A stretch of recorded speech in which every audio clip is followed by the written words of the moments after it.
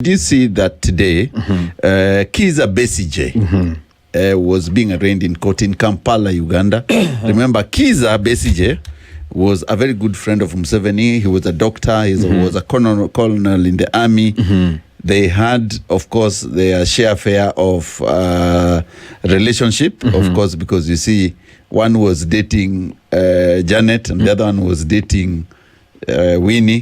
So they knew each other very well. Very well Young when men. they were young men. And Kizza was Museveni's doctor all along, and they fell out. Yeah. And today Kizza actually collapsed when he was taken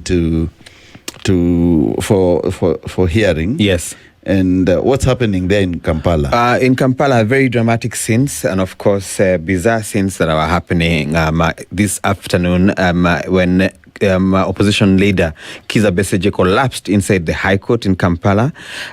This one was after shouting continuously for like 10 minutes. And he kept shouting, "Stop, stop, stop." And this one was in protest against his ongoing treason trial. The dramatic incident occurred shortly after State Prosecutor Richard Birivumbuka began cross-examining the prosecution's first witness, Andrew Wilson Orlando, an American national and former serviceman described as a mercenary. And so when he was being cross-examined, Kizza Besigye kept shouting, and immediately, a few moments later, after like 10 minutes, he collapsed. So it was quite dramatic. We don't know what the situation, but of course, we are following it up. We see what's happening.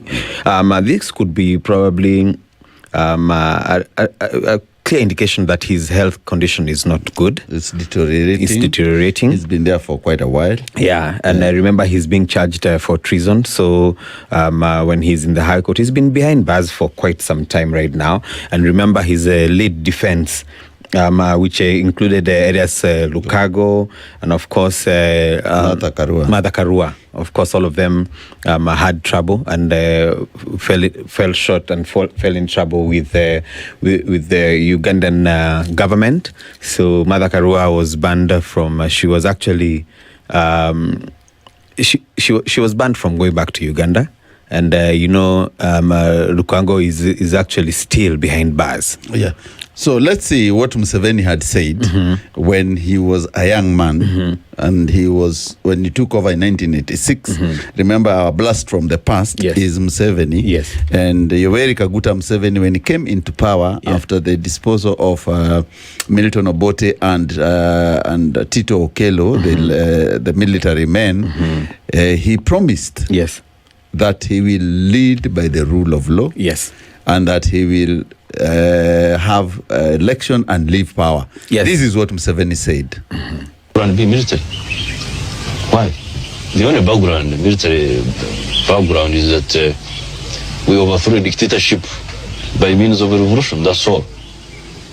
So I would not accept, as some people are trying to do, like Benessa, for instance, and some other chaps, who wanted to erase the contribution of the fighting forces from the history of Uganda, to the extent of even wanting to disband the fighters who fought and scatter them, send them back to the villages. That one we cannot accept, because that is an attempt to negate our history. But do you want the military to remain in control? No. What happens is that we have used armed struggle to solve a situation which would not be solved by any other means. Now that has been accomplished, we go to the next phase of broad.